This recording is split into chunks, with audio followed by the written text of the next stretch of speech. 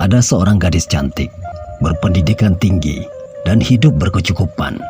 Sebut saja namanya Delima.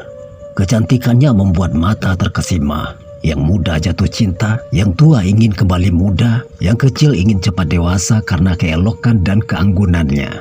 Setiap hari, dia selalu panen pujian dan decak kagum. Jika Cicak mengerti dengan arti kecantikan, mungkin sudah banyak yang berjatuhan dari loteng. Kenapa? Karena Cicaknya tepuk tangan melihat kecantikan, lalu lupa berpegangan. Ketika gadis itu dalam kesulitan, banyak uluran tangan yang datang tanpa diminta.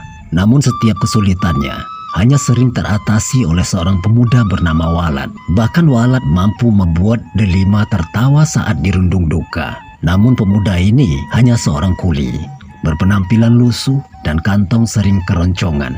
Sangat sering Walad tampil sebagai penolong bagi Delima. Tapi setelah pertolongan selesai, pemuda itu terhayden dari memori Delima. Ibarat habis kumis, cukur pun dibuang. Hanya kesusahan yang bagaikan alarm untuk membuat Delima ingat kepada Walad. Suatu hari, Delima butuh printer untuk mengerjakan tesisnya. Namun printer miliknya rusak. Malam itu, pukul 23 waktu Indonesia Barat, dia meminta Walad untuk membelikan ketriknya. Meski bumi bersimbah air hujan dan lidah petir tak henti menyambar, namun Walad berusaha melakukan yang dia inginkan. Singkat kata pendek cerita, waktu berlalu. Delima telah bekerja dan hatinya telah terisi oleh cinta terhadap seorang anak konglomerat yang tampan, rapi dan elegan. Nama Walad pun hilang terdelet dari lembaran hatinya. Mujur sepanjang hari, malang sekedip mata. Rupanya Delima hanya sebagai mainan oleh orang yang dia cintai. Orang itu menikah dengan seorang wanita blasteran New Zealand. Delima pun dilanda dilema, hatinya perih teriris. Saat itu, dia teringat dengan Walad yang selalu setia membantunya. Namun Walad sudah tiada di sana lagi.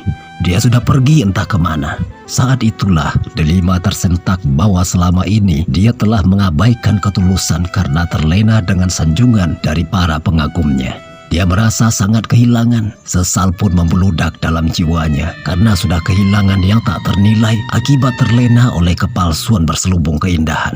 Yah, kemewahan itu berkilau, hingga kemilaunya menyilaukan mata untuk melihat kesederhanaan yang ikhlas. Nasib cintanya laksana telur di ujung spanduk. Begitulah Delima yang manis merasakan pahitnya dilema. Modus karena melihat yang mulus kadang mengalahkan yang tulus. Jadi demikianlah cinta yang terasa tatkala dia sudah pergi. Yang tinggal hanya penyesalan bersama rasa yang terlambat. Bak menumpahkan air di tempayan karena mengharap hujan kan turun. Laksana musyafir yang mencampakkan air di kendi karena melihat fata morgana. Pedih nian, maka pandai-pandailah memilah sebelum memilih. Karena syakhsun muhim fi hayatik laisa si syakhsul biwujudihi, walakinnahu asyakhsul ladzi tasyurru bi ghiyabihi. Sosok penting dalam kehidupanmu bukanlah sosok yang dapat kau rasakan keberadaannya. Namun sosok penting dalam hidupmu adalah sosok yang dapat kamu rasakan kepergiannya. Jangan pula sampai kau abaikan yang tulus. Karena ma ajmala an tajida qalban yuhibbuk bi ayyi syai'in siwa an yaruk bi khairin. Betapa indah jika kau menemui hati yang tidak pernah menuntut apapun darimu, kecuali sebatas keinginan untuk melihatmu dalam keadaan baik.